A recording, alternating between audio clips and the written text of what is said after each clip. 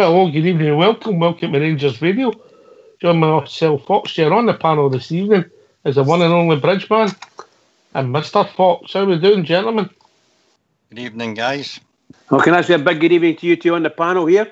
Huge good evening to the guys in the lobby and to all the Rangers fans listening in all over the world. Good evening and welcome to Rangers Radio.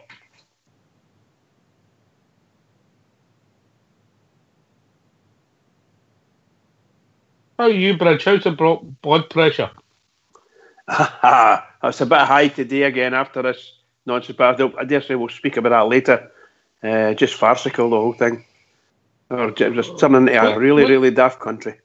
What's farcical, the decision or the lack of consistency, mate? Both, actually, but mostly a lack of consistency because it's glaring to everybody.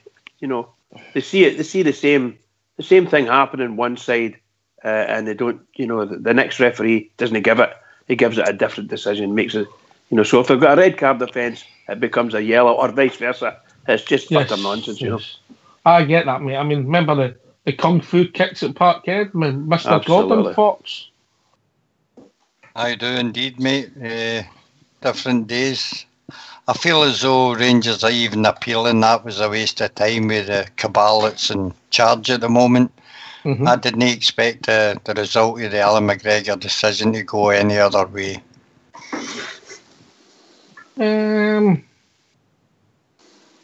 did actually. I thought they would have put up a case, but look, it was. I don't know. Every keeper in the country would be banned if they were coming out protecting themselves was an automatic ban, Bridge. Agreed, but okay, fine. They're going to do. They do Alan McGregor.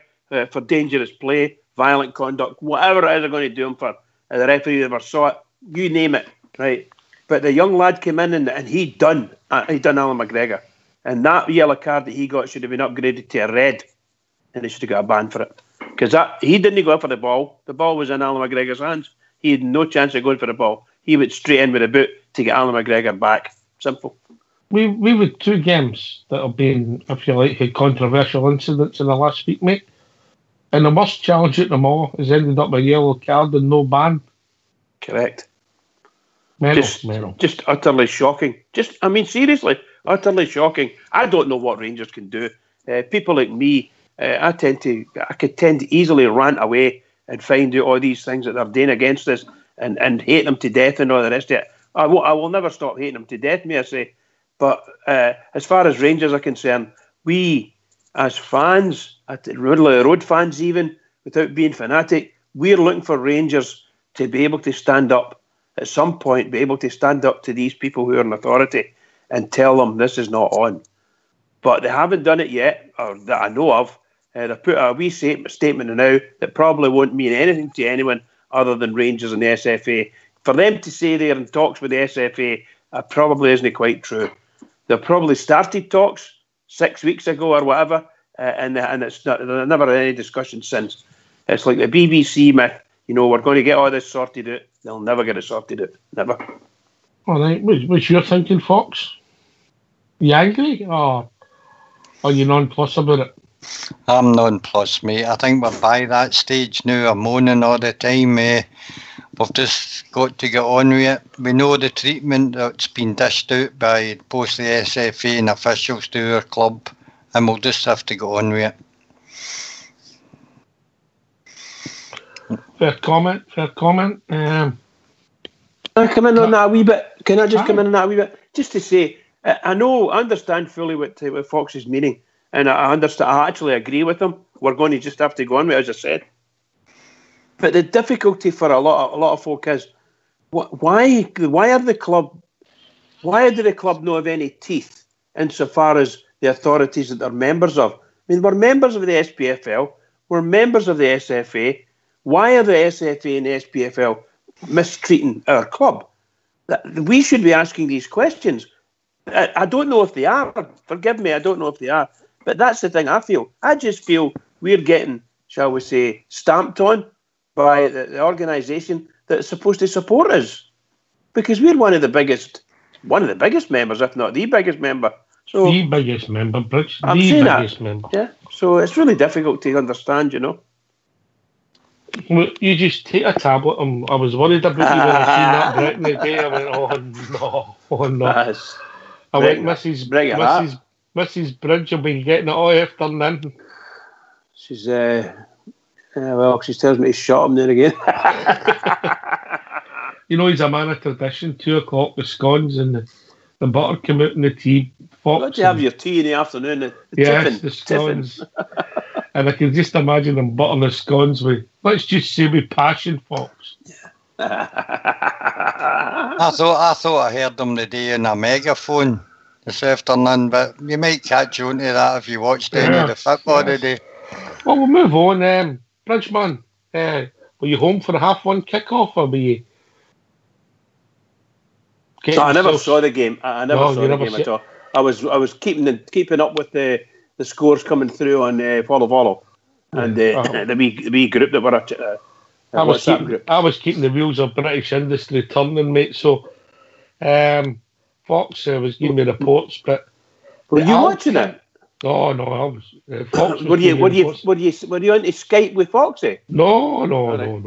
I thought you saw your name firing up on Skype. You see, and I thought, I wonder if something wrong. Rockstere's trying to get in touch. The Alcas Cup, or how are you pronouncing that, Fox? The Alkeys Cup, how are you pronouncing it? Alcas sounds very fine to me. All right. Look, fantastic result, fantastic achievement there. Into the final of a team, Real Madrid, Roma, some fantastic teams in it, and a real prestigious youth tournament, eh? Very well.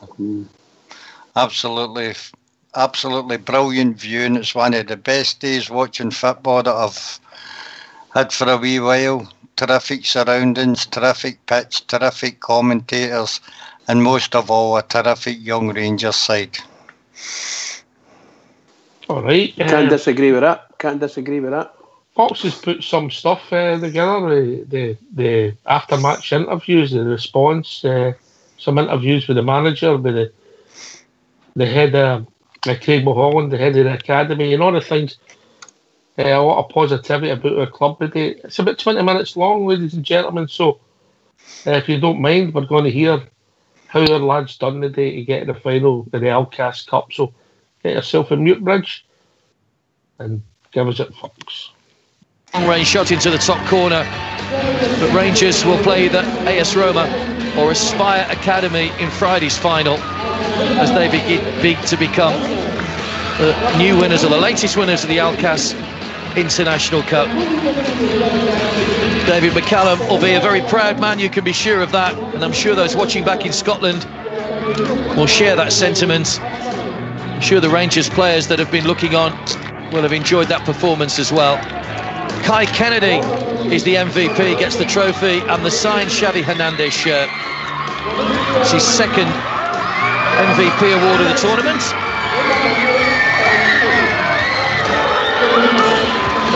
Got the MVP in the opening game against Raja Club as well. And not surprisingly, all smiles with 2 goals to his name tonight. Rangers going across to their supporters on the far side, Kashiwa to theirs, but it's a very dejected Kashiwa Reysol, and they will play in the 3rd, 4th place playoff, obviously taking on the losers of the second semi-final, which comes up very soon.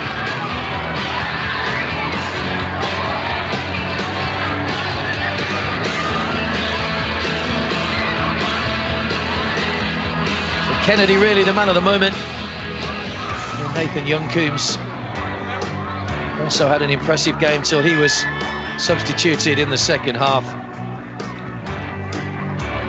And whoever's about to play Rangers in the final won't relish that opportunity at all. Well, it was a mistake from Kashiwa that led to the opening goal. Slipped by Sugawara, which allowed in Lyle. Youngcoombs, though, nothing wrong with this one. Head down, driving towards goal, and beats Sasaki with a well-struck shot. 2-0 it was at half-time.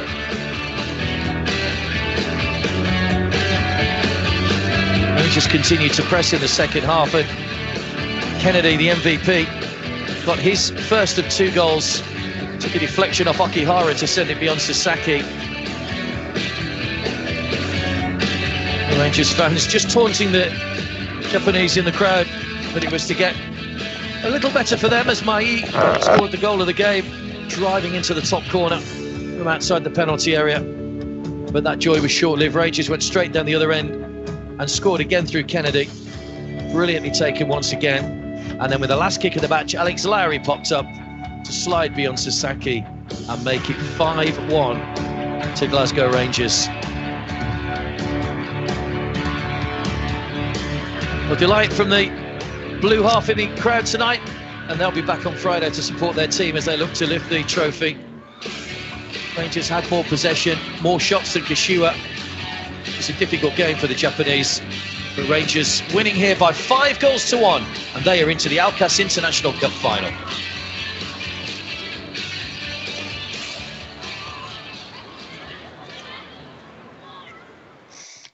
Wow, what a fantastic win there.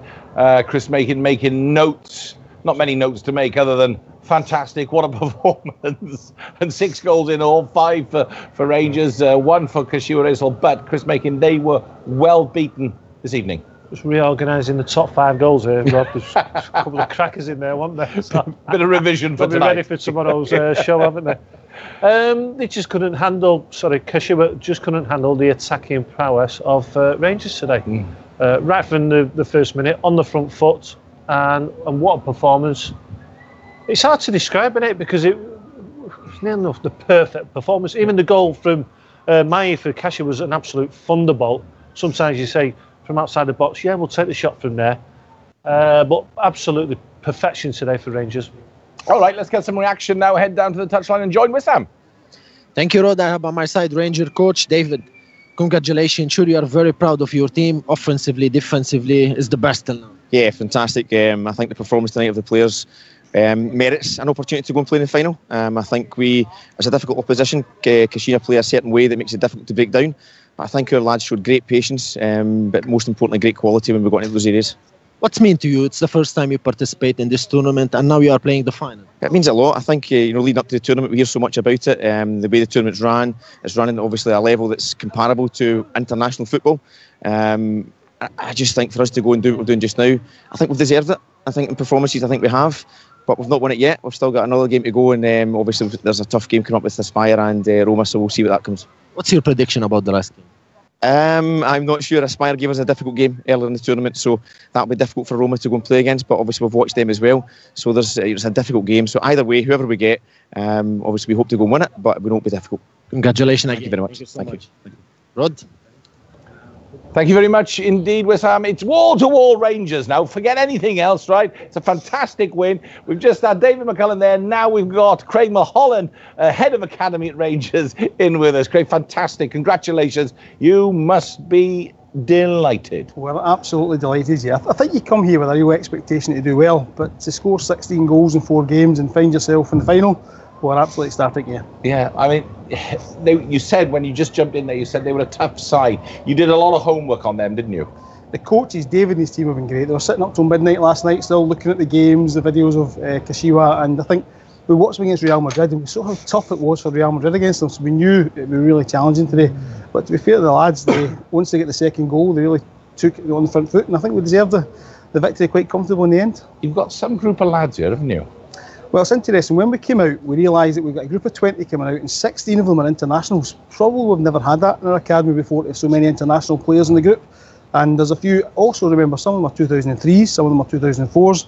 So we must be one of the youngest groups here. So from that point of view, it excites us for the future. Yeah, so explain, because when David was in the studio with us, I said, you know what, watching your first performance, you look like a unit, you've been together for a long time. And he went, actually, no, not for this particular group. Well, so that's credit to you and the team for making that happen. That's right, because back home we have an under-18 team, we have an under-16 team, we don't actually have an under-17 team. Now, like Nathan Young-Coombs has only joined us in January, so this is his first time playing for Rangers. So for it all to come together as quickly as it has, we're absolutely delighted. Right, have we got some reaction? We're going to just go down to Wissam. I told you it's wall-to-wall Rangers, right? So Craig, you're going to have to hang on a minute, because we're going to hear from the MVP, and that's Kai Kennedy, who's with Wissam. Yes, true. Kai, this is the second time you are the MVP player in this tournament. What does this mean to you? Yeah, it means a lot. It's what I came here to do, and I think I've done well since I got here. You guys scored 15 goals till now. That's excellent. I think teams should be scared of us, and I think we can do it in the semi-final. Tell me, what's your prediction for the last game, Aspire against Roma? Who's going to win? But a tough game. Two teams are great quality, and I think whoever gets the win will... Oh, come on, say. Roma. Roma. Okay. Thank you so much. Thank you. Rod, to you. Tell you what, nothing like putting somebody on the spot. It was, I don't know, Roma and the Aspire Academy, both good teams. Go on, who? Kai said Roma. Okay, well, we'll see. Kai Kennedy, let's have a word on Kai Kennedy. I know it's difficult to single out. Listen, they were all fantastic today. Kai's one of your more experienced players, fair to say, training with the first team squad now and again? Yeah, he's the only one in the group that's trained with the first team squad. He's also been away with our reserve squad quite a lot, and we do a European Games programme, so he's been to, I think he was in Moscow, he's been to Vienna, so we take them out of the country, we challenge them. So for the likes of Kai, this is quite normal for him, that you're playing top teams, and that we've designed it that way to give them that challenge. It's quite remarkable about what the academy does. Nick interviewed you and we got a little glimpse of it. You play 240 cross-border matches. That's throughout your whole academy. Yep. I mean, they must call you Air Miles Craig. I mean, the academy's everywhere. I think the thing we're getting is a divorce because we're never in the country. I think that's the biggest challenge. But no, it is important because what we want to do is when they play for hopefully for Rangers in the Champions League, they shouldn't be seeing the play for the first time in the Champions League. They should play against them under 17 level, under 19 level, under 21 level. And if you look at Scottish talent, there's no reason it can't be as good as many other nations. But what we need to do is challenge them in a different way, take them out of their comfort zone. And domestically, we get a lot of good games, but when you go cross-border, it's a whole different situation, and that's where we want to be. Yeah, I mean, I know Chris and Nick, as ex-players themselves, have been so impressed with the application of the players in this tournament, haven't you? Well, you beat them now, so tell me, what was the secret to beating Kashiwa? Well, you was up till 12 o'clock last night. What was the big secret? When we watched them, they actually defend the width of the 18-yard box. Yeah. And when we watched Real Madrid play, they tried to pop through them quite a lot. Yeah. And we thought, we're not going to get through them because they're excellent. The distances between their lines is fantastic. Yeah. But we thought, if we get to the wide areas, Yeah. and we can create 2v1s in the wide areas, that will then cause them a problem. So we switched it from side to side to side, and eventually prodded to get through. So that's what the guys were asked to do. And to be fair to them, they carried it out very well. Yeah, but the first goal, it's a massive mistake, one from Kashiwa. We'd say that all day long. Do you feel the first goal was going to be key today? Well, again, we noticed... Imagine them getting the first goal. Not many teams have pressed Kashiwa yet. So we said, right, let's go and press them high up the pitch and hope we create an error or a mistake and we get a goal from it, and that's exactly what happened. So fantastic.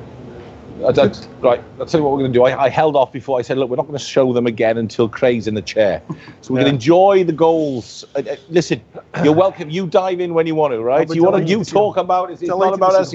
Now that's on his wavelength, they're picking out his runs. And how long has he been at the club then, or playing with these players? He literally signed on the last day of the transfer window. So we got him on the 31st of January. Right.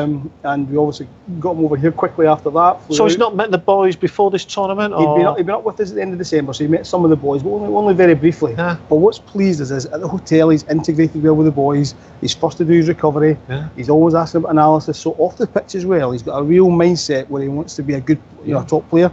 And I think that's an important part for young professionals. And how did you get him away from London or Chelsea? We don't see many English players, youth players, going up to Scotland. It's a fabulous coup. Yeah, I think more and more what you'll find is there's a lot of great English academies now producing some top players. Yeah. But because of the Premier League being as it is, it's difficult to get to a first team. So we think maybe we can't go and sign a right back for £50 million. So therefore they'll get a better opportunity perhaps with us. Still get the same environment, still get the same facilities, everything else that they'll get in England, but perhaps a better opportunity. And I think hopefully more and more young players will see that. Fabulous shout, absolutely. It's interesting part of the scouting programme, isn't it, to be able to get somebody, it is scouting, to get somebody like Coombs, started his career at Crystal Palace, yes, and then, Chelsea, but, you weren't the only ones coming in for him, and when you're involved in a battle like that with young players like that, it's tough, isn't it? Do you know what I think we offer? We probably offer... There's only two clubs in Britain really that are on Sky Sports or on BT Sports every second weekend. It's Rangers or Celtic. So we've got an environment with 51,000 supporters in the stadium. We've got a place where young players in England can profile themselves, and ultimately some of them might end up back in the Premier League. We understand that. But they've got a chance to get to a first team much quicker than they might do at some of the bigger clubs down south. So it's a really unique thing for us. And when he came to our environment, he found us friendly, he found us approachable, but he also found a group of staff who are dedicated to achieving something quite special, and I think that excited him. That's wonderful, isn't it? That's great to hear. Yeah, but it's happened before. I remember Alan Shearer going down to Southampton. A lot of the Geordies, the North East boys, going down to Ipswich, and and Southampton. I remember being at Manchester United as a kid, and at the stage there's so many kids there you can't see a way through. And I remember leaving to go to Oldham. Trevor Sinclair went to Blackpool, and it's all about the mindset of the player. I admire Coombs for doing it. I've done it myself, and good luck to him, making that move, and hopefully they just get the first team football just a little bit quicker than he would have at Chelsea. So it's a great move. But it's interesting. I think the mindset, or you tell us, is the mindset changing at Rangers? What's building at Rangers now? Let's look at the at the head and the way you've got Steven Gerrard as a head coach there, which was an interesting move. It was a big move for him for his job. Yeah. Yet it seems to be settling in brilliantly. He does into the job, and suddenly, it might not be looked upon like that. Where he can come and he can profile himself. Hang on a minute. What about Rangers becoming once again, a giant force? And when you've got a group of players like this, you must think, hang on a minute, things are going pretty well here. Absolutely. I think there's a couple of things behind the scenes that's pretty unique. So our director of football now is Mark Allen. He was academy director at Man City for 9 years, so he understands youth development, he understands developing young players. Stephen's come in as manager. He was the Liverpool under-18 coach before, so he understands academies. Michael Beale, first-team coach, understands academies. Almost all of the first-team staff have worked in academies. So we're quite a unique situation where if the talent is good enough, they're going to give it an opportunity, but they also understand the development of young players even when they go to the first-team environment. So it's quite a unique offering at Rangers at the moment, and that's why so many of our young players are excited by the future. I mean, as the head of the academy, how long have you been head of academy now? About 4 years now. 4 years. In that 4 years, what changes have you seen? It's been quite a 4 years, to be honest. We've tripled our staff numbers. We've further developed what was already an excellent facility. As I say, we pulled out of the Scottish Youth League and we went and played a cross-border game where we played Bayern Munich, we played Feyenoord, we played Copenhagen. We took Scottish players who sometimes feel a bit inferior to their Dutch or German or whatever counterparts and changed their mentality completely. Our playing styles changed, our cultures changed, but we've got a real ambition to become one of the top academies in Europe. And when all the staff come to their work every day, that's what they believe in.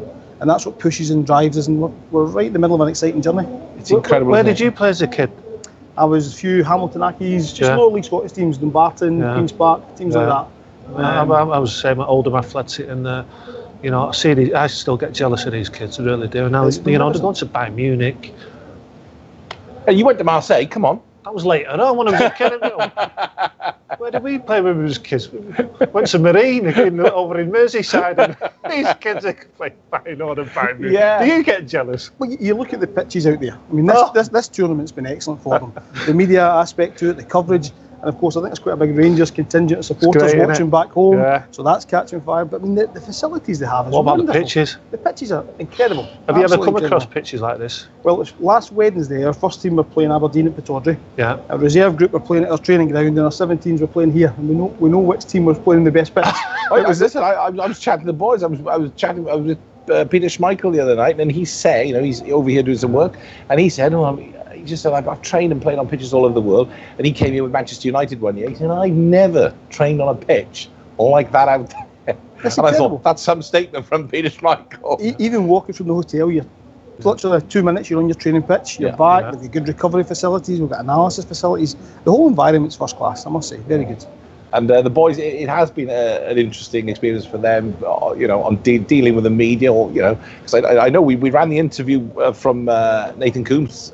Nick chatted with him this morning. Yeah. He spoke brilliantly, by the way, didn't he? He's a bubbly character. He comes across really well. He's enjoying it. You can tell. Yeah.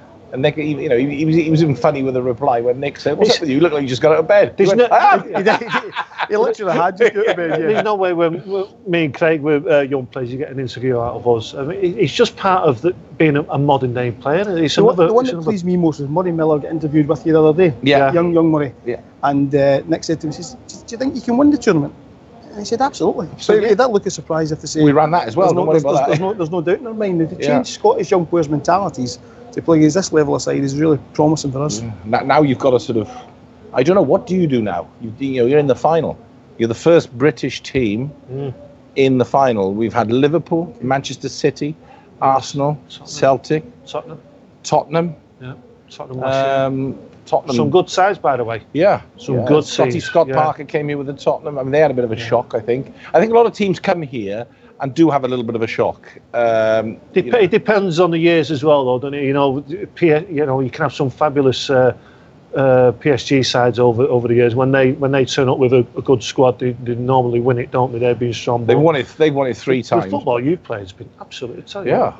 It's like all academies. You have strong groups and you have weak groups. Yes, exactly. That change year to year. We're no different. But you could come back next year and we're a different group and it might be different. The pleasing thing for us is most of these boys can come back next year. Yes, they can. There's a couple can come back the following year again. So when you think about that, that's what really excites us, because they're young kids, they're learning, but again they're used to this kind of experience. We're out and loan to get first team football at a young age. Is it straight to the first team? Because they've all got different pathways, they're all at different stages of maturation, and probably in our job that's the trickiest bit, is actually saying, right, what's next for them? How do we get them? What's the plan to get them from here to our first team? Because that's a big transition with young players, as you know. And when you become known then as a club that generates fantastic young players, but you don't hold on to them yourself. I mean, Benfica comes to mind. You know, it's a wonderful training ground, Benfica Academy, isn't it? But hardly any of them. And Benfica make a pile of money, by the way, which is fantastic. Who scored against United last night for PSG? Kimpembe. Remember him playing there? Yeah. So, PSG do produce these players, do go through to the first team, and they all, Kingsley Coman, Eduardo, all these players, they do play. Obviously, you might move on to other clubs. PSG have become a world brand now, haven't they? They signed Neymar now. But Rangers, you feel that gap is closing on Celtic. And then behind the scenes as well, going off the academy there, they've improved the academy. You're bringing all these wonderful players through. So something's happening at Rangers, you can feel it. And there's something else you do as well. I don't want to make this sound like a Rangers advert. No, please. Carry on. Crack on, you've got the Rangers soccer schools as well, haven't you? And that's a sort of a global thing. It's an international programme. I think when we find, we go to a tournament, we're in South Africa, we're at Abu Dhabi next month, we're in Qatar here, so we're all over the world. Wherever you go, there's Rangers supporters. I mean, you see the Qatar Loyal and a couple of the guys over there today. They're everywhere, and I think our soccer schools programme is huge because of that. We went to Manchester for the UEFA Cup final. There was 200,000 people in Manchester. So when this club messed my city up, so I'm still cleaning up now. I was going to avoid that bit, But when this club gets a bit of momentum building, it starts to build in quite an exciting way, and you just feel that every part of the club's in a sort of upward trajectory at the moment, including the academy. What can I just ask? I mean, you spread out all over Europe, and you're in the Far East and Abu Dhabi or whatever. What's the battle like for kids in Glasgow and the local scene? Is it still fierce between you and Celtic? 100%, and that's a great challenge for us, because what we try and do, if we went and played Bayern Munich on the Saturday in Munich, we try and come back and we'll play a lower league Scottish team midweek, where the floodlights are poor, where the pitch is poor, and there's a crowd on them, because what they can't get is too used to this. They also need to make sure that domestically we compete in that sense as well. Basics. So we really mix their programme and give them exposure to really, we want them to be challenged. If we lose the game, we lose the game. But we want it to out of their comfort zone to the point where they're improving all the time. We'll manage that process, but we must challenge them all the time. Wow. Bridgeman. Very exciting, isn't it, listening to them? They're very proud. They're very proud of the young lads, aren't they? They've done so well. Through to the final of a major youth tournament. Fantastic. I'm just gonna hear. I just looked up the teams that have participated in that.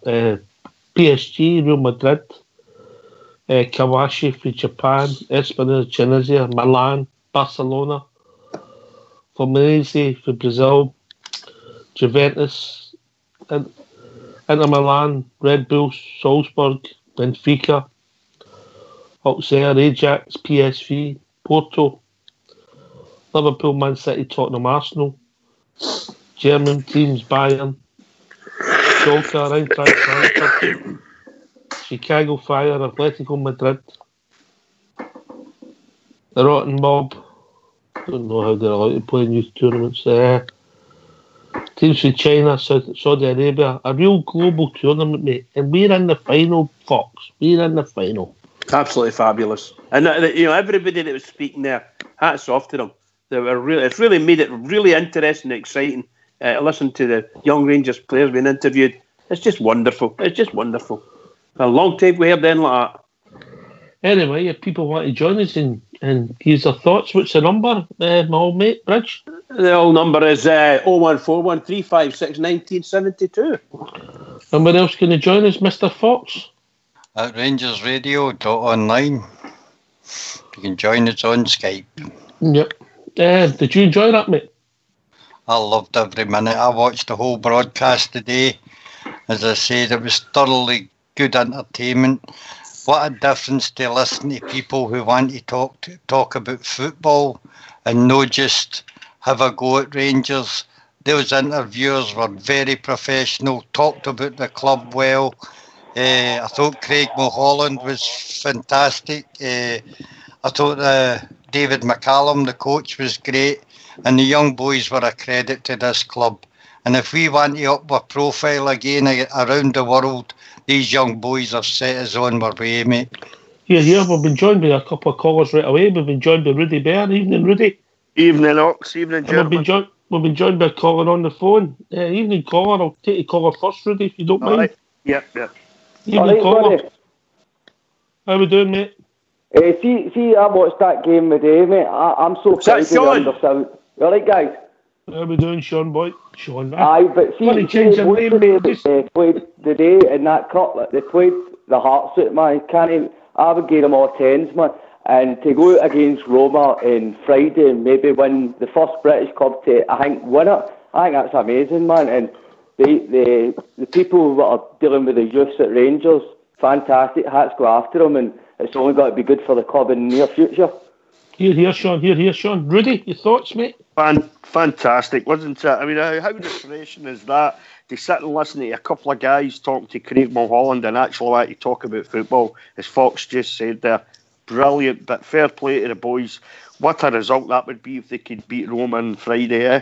And not even just football. Come on, they wanted to talk about our club, mate. Aye, they wanted to talk about the club. They wanted to talk about the young players. They wanted to talk about the coaching structure that's new in place at Rangers. And why would you know? That's the kind of things we should be talking about. We should be listening to sports guys want to talk about stuff like that. We don't get that up here, though, mate. But listen, fair play to the whole coaching staff, all the coaching staff and the boys. What a result that is to get into that final. And if we could do that, pull that, if the boys can, play really well against Roma, who, don't get me wrong, they'll be a quality side. They really will be a quality side, Ox. They'll have some quality players. That team, if they boys can do that come Friday, what a result that would be. Fantastic, man. And we're not just so very proud of them up without winning it. Even now, it's just fabulous. But goodness, we win it. Wow. To get to the final, even just to get fabulous. You look at the list, you look at the teams that's been involved in this competition, Bridgeman. You look at the names of the teams, and we're in, our boys are in the final. Oh, you've got to be proud of them. Yeah, you really have. Just think, Bridge, when we went south of the river, that was a good trip for us when we were growing up. We were here playing. Absolutely, pal. Anyway, we'll be joined by another caller, Blue Star. How we doing, Blue Star?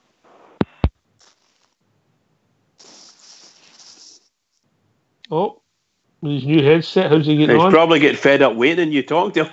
No, he'll be there, mate. He'll be there. Come on, Blue Star. Come on, Blue Star. Get off of mute. I can see the new headphones getting smashed and thrown out the window. You haven't listened, Bridgeman, have you? Fox getting another bill in. We've been joined by another caller. JFK. All right, guys. All right, Jimmy. How you doing, Rudy? Aye, good, mate. Thanks. Fox, Bridge, the Ox chair. How we doing, mate? I'm all right, pal. Did you hear that? Did you? I mean, fantastic, yeah? Aye. I sat there. I text Fox today to see. I don't know if he knew it was on, but I'm glad that he sat and watched it. I watched it from start to finish, everything, the interviews and all that. And it was really, really good to watch. Feel proud as anything watching that today. And it wasn't just talking about the boys and that, but it was talking about how the future of Rangers is in good hands. Some really good players. The boy Coombs, obviously, is a cracking player, and the boy Kennedy as well. But that's the boy with the long hair that scored the first goal. Can't remember his name. He needs a haircut. He's very young, Jimmy. He's very, very. He's about 2 years. Aye, but it was really good to watch. That was the third game I managed to catch in the last week, so we'll look forward to Friday. I think it's a 2:45 kick-off our time in the final against Roma. But the 20 minutes you played there with Craig Mulholland and David McCallum and that, that was brilliant. Aye, it was exciting to watch. It was a good game. We played some nice football. It was as if we were looked at a place, you know. Aye, really good, and I'm really proud of them tonight. And if that's the future of Rangers, then no, it's not just orange. It's very, very bright, mate. Blue Star, Blue, try and get yourself off mute. We'll be joined by another caller on the phone. Evening, caller. Hello, Trips. How are you, Stevie? Oh, here he is, the one and only. How we doing, Mister? You know, over in Abbey, wherever in the Middle East, don't you? Oh, I couldn't get a ticket. No, he's in the middle of Drumchapel. That's correct. Right in the smack bang in the middle of it. I'm just on ain't so far for there, is it? Take it easy. Up the hill. No, I'm on to congratulate the young boys. I've caught a few of the games, and I must admit, guys, that the setup, the whole show, and the commentary, and the parts, and everything about that tournament, I would actually say that's a better tournament than the League Cup. That's, you know, I'm not kidding when I say that. It's absolutely brilliant. The young boy Combs up front, wow, what a young prospect he is. Honestly, he's absolutely fantastic. That's the boy we got with Chelsea, is that right? He's only been away since the end of January, mate, you know? Oh, dear, man. What a touch the boy's got in him. And he's got pace and all, and confidence. You know, he's got a bit of swagger about him, and that's what I like. But, totally proud as punch, the boys today getting into that final. And you ring Daft there, different clubs, and we're in that final. And as I think it was Fox that says, if that's what the future and where we're going and getting our brand out there in Europe and stuff, and they boys have given us a wee best to start on. They're absolutely fantastic. So they were. And 10 out of 10 to the boy with the megaphone today. Did you hear him? Did you hear him? They had a megaphone and he was off. You could hear him all the top of everything. It was absolutely brilliant. When I came in tonight, I heard... I seen the goals, just clips. Fox had sent me the goals, mate, and I can't remember what goal it was, the third or the fourth one, and you heard the megaphone bouncy, and it was like, middle of the desert, Oh, brilliant, man. The boy with the megaphone, 10 out of 10, man. Honestly, you can't, but you just can't believe the support we've got all over the world, innit? It's just absolutely. I think there was a Bahrain flag here. It was absolutely the Bahrain loyal. Absolutely brilliant, man.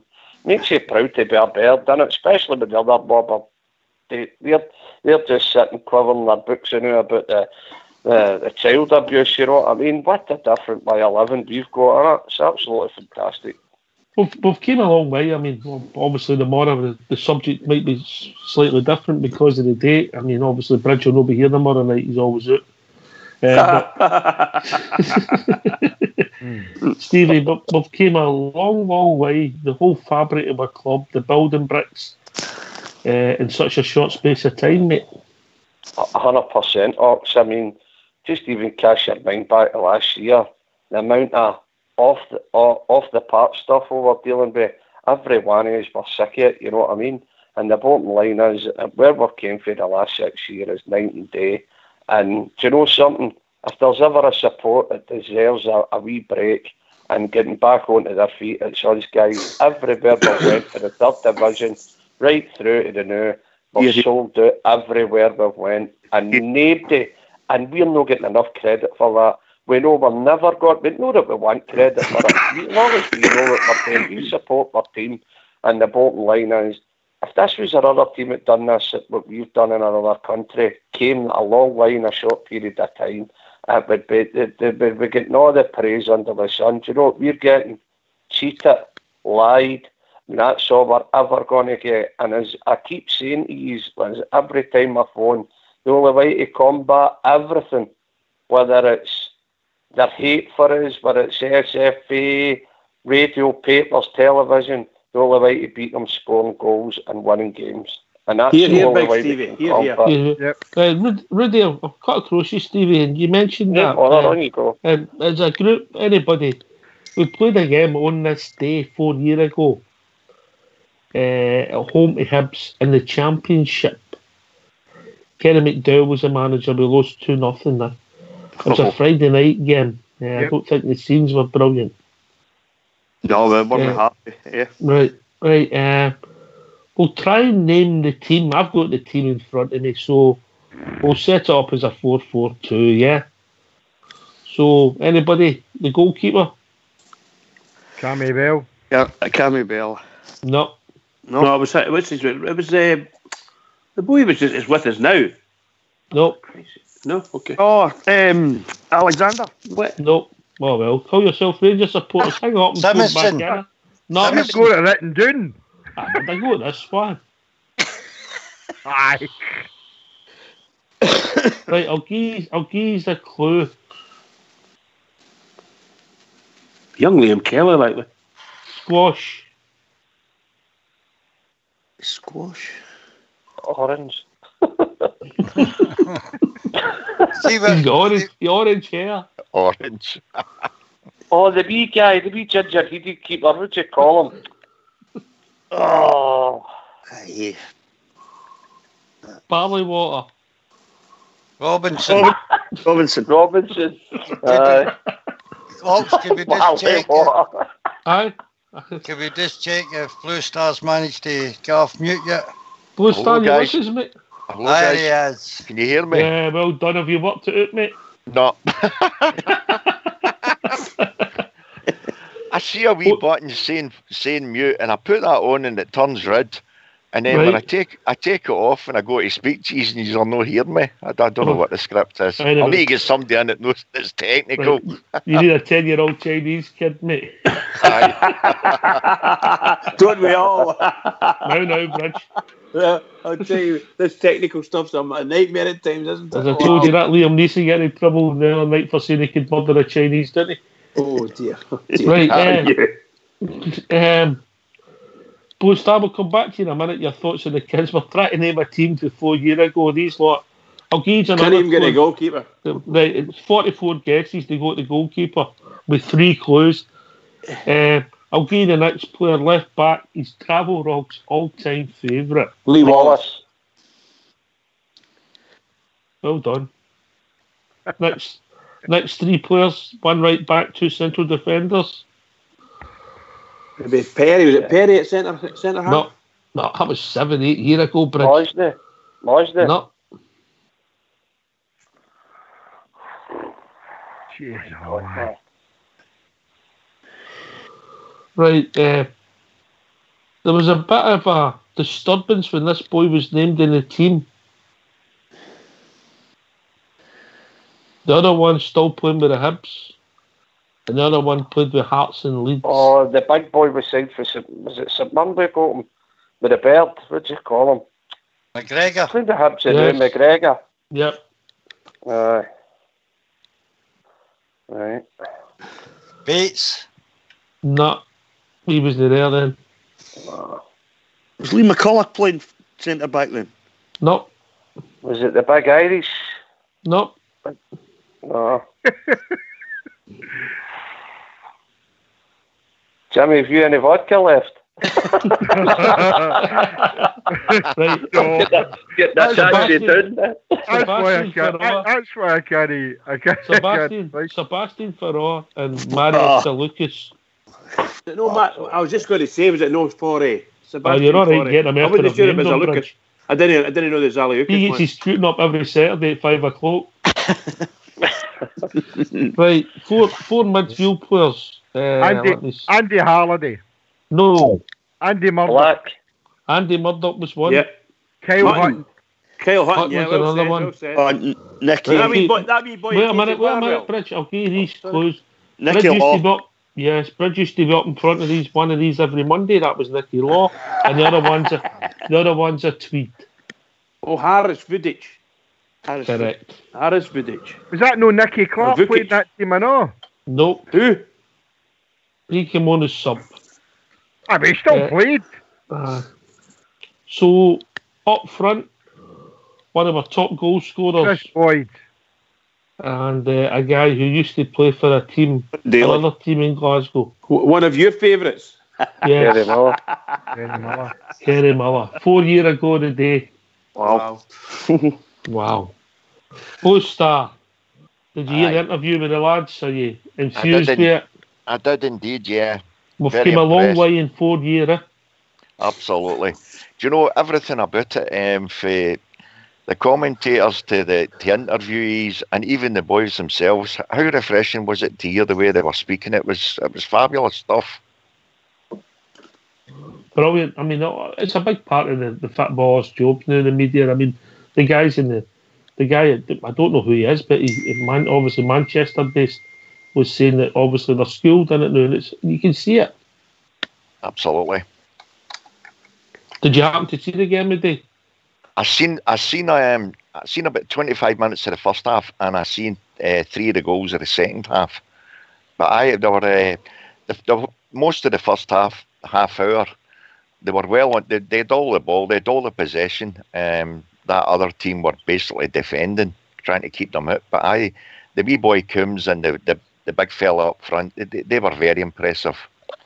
But as a whole setup and the whole team, I mean, they played really, really well. And it's not as if that team they were playing weren't any great shakes. You could see they were very comfortable on the ball as well. But the Rangers boys were terrific. Obviously, boy, the Scottish press about it, Rudy. No, mate. a whole inch of it. Don't hold your breath out, Stuart. Aye, the guy in the megaphone will be all the press because he was the cutting out the words. Aye, well, I'll see, wasn't he? Wouldn't he? No, aye. They'll find something. The one eyebrow brigade will find something. I thought the bit we're up to our knees in Japanese was quite good. Aye. You know, I said that to my mate with my voice. I said, did he say Japanese there? We're up to our knees in Japanese. Aye. Brilliant, man. Aye, it was good, aye. Brilliant stuff. Over the Rangers. Yeah, you have to laugh, but don't you? They're imaginative. That's brilliant. Absolutely brilliant. I think the only place you'll find it's on the internet, Ox. Don't go holding your breath, mate, because I quite like you, you know what I mean? Yeah, I know. I know what you're saying, Rudy. Big Stevie for the drum. I mean, we're talking about that. That was 4 years ago today. There's 29,000 people gone there out of loyalty, no enjoying their football, no end in sight. And we've had a lot of bumps in the road even since then, but God, we're moving in the right direction now, eh? We're no half, Fox. We're no half. And by the way, we've got nobody to thank but ourselves, guys. Do you know what I mean? That's the good thing about it, because we get no help, no shoulder to greet on or nothing. We've done everything ourselves. And Rangers, I'll support Rangers term. That's support line like most days. And no matter what happens, I'll be there supporting them. As the song goes, win, lose or draw, we're there, guys. It's a way of life, isn't it? It's absolutely a way of life. I mean, there's a day in my work, just for a wee laugh. My manager came out and says, what is it you're doing? I says, I'm watching the Teddy Bears. He says, the day? I says, aye, it's under 17s. He says, Stevie, any chance we've got 40,000 cases to get shipped to the Nordics and you're watching an under 17 game? You know, that's just how, for me, I would miss it. You know the cases had to wait, yeah? The cases had to wait. Of course they had to wait. Aye, the Nordics had to wait. Of course it did. Everett was on hold, you know what I mean? Old Stevie boy was on his spotlift giving it hello, hello. We're up to our knees in the Japanese. Aye, you can't believe it. You can't believe it. And that would have been happening through workplaces or other places today. Just a big input into Facebook watching the young boys, and by the way, they've done us proud of every one of them. Just fabulous, just fabulous. Aye, brilliant. Both Star, Stevie's point about the support, he's right, eh? Oh, absolutely brilliant. As I say, everything, it was really, as the guy said there about, I went through a load of channels, near enough every channel on this box of mine, and the only place you could get it was on Facebook. But it was very, very well done. The whole setup's really, really professional, and the support they were fabulous. It doesn't matter where we go in the world, we know our support's there, better than MD. Yeah, we've also been joined by Boz. Evening, Boz. Good evening, boys. How we doing? Evening, Boz. How's your good self? Not too clever, but you know. You know well, pal. You know well. No. I got a cold in my chest, but you know we'll struggle on. Dear. Struggle on. Well, we better not catch one of these viruses after you on here. I think that'd be highly unlikely. Apart from that, you're right, mate. Did you I'm happen fine. to see any of that stuff today? Or? I watched it this afternoon. I thought we were absolutely fantastic. Those Did kids. it surprise you, Buzz? No, it didn't, because we were playing good quality sides last year, Bayern Munich and all the rest of it, and home and away. And I think that it's just what happens at our club now is that we have a reputation that we take with us. We were getting results against the team. Yeah, absolutely. You know, we're playing at Liverpool, and this is what Stevie G had said when he came up. He said to these young Liverpool fans, you go here and you soak this in and you enjoy it, he said, because you don't often get to places like this. And, you know, lo and behold, within about 6-7 months, he's actually manager at Ibrox. But I think that, you know, what the boys were saying is it's where we come from. And I kind of developed a stutter on here saying things like, we recapitalised Scottish football, and the boys were saying we get no credit.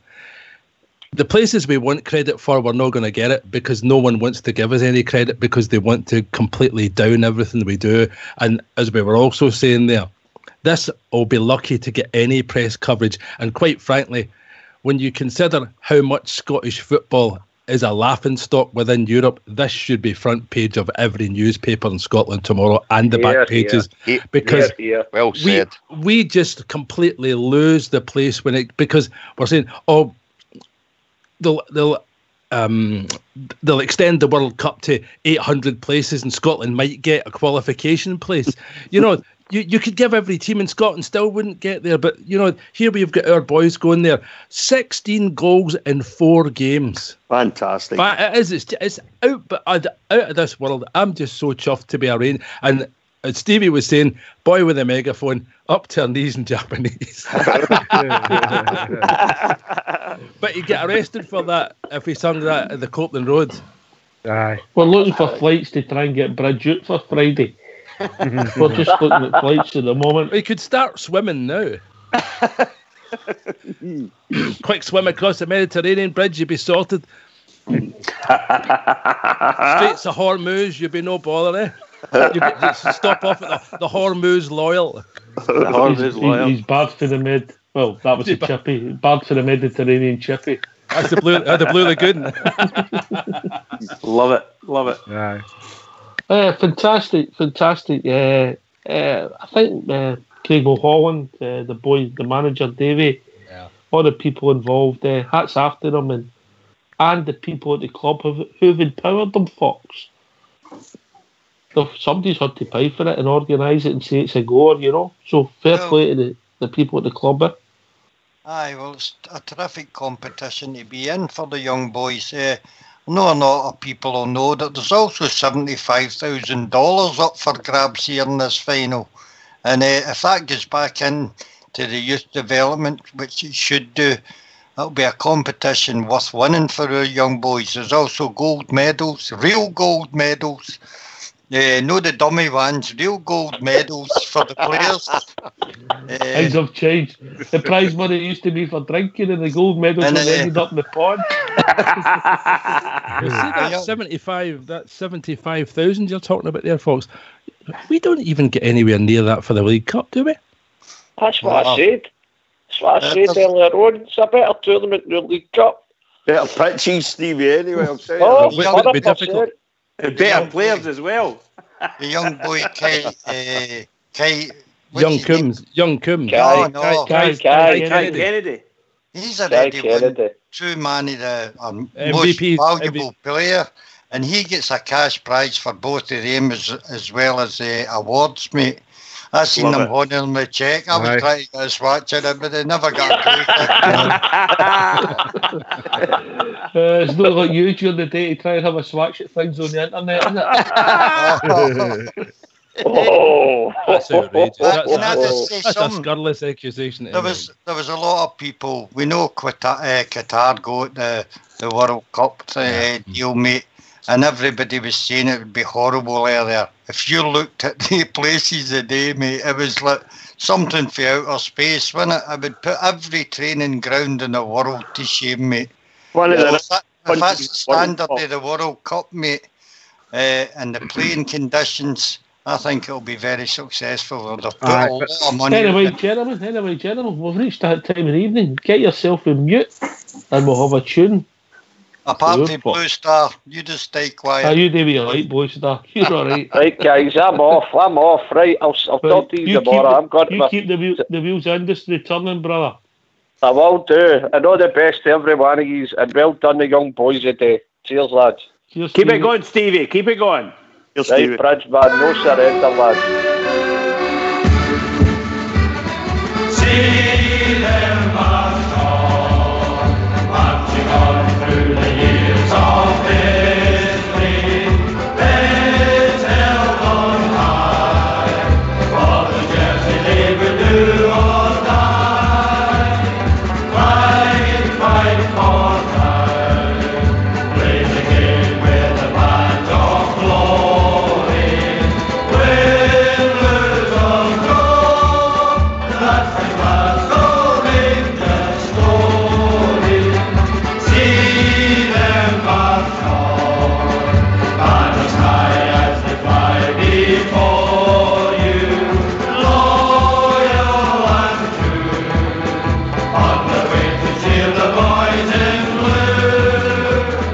Follow the drill, marching on to the songs of glory.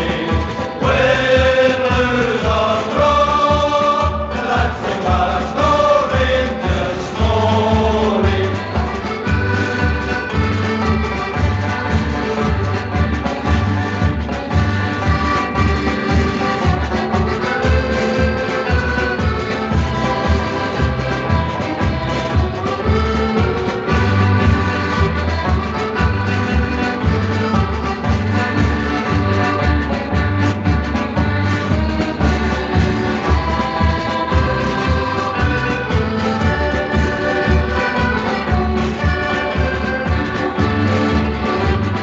See them march on, banners high as they fly before you.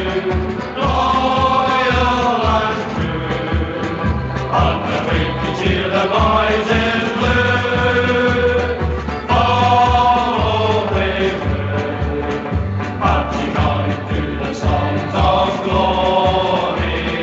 Win, lose or draw, that's the Glasgow Rangers story.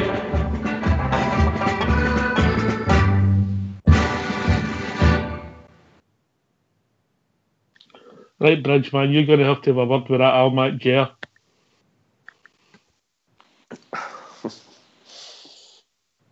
Before you go, Knox, can I just wish a happy birthday to Ricky Neal, good friend of the show. It's his birthday today. I think he's about 59. That's only a guess. He'll probably be on in 10 minutes. Oh dear, I thought he was a lot older than that. He's only about 30. Aye, old Ricky.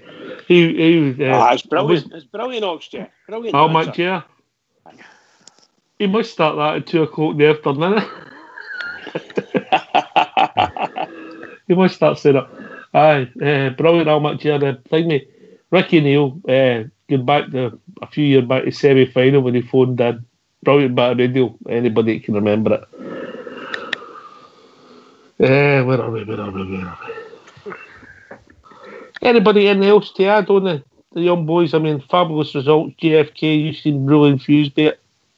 It was really good. A pal of mine was saying, I just heard you saying earlier on there about getting coverage. Not one iota was spoke about, nobody spoke about it on Radio Snyder night. All they wanted to talk about was the puddle drinkers game tomorrow.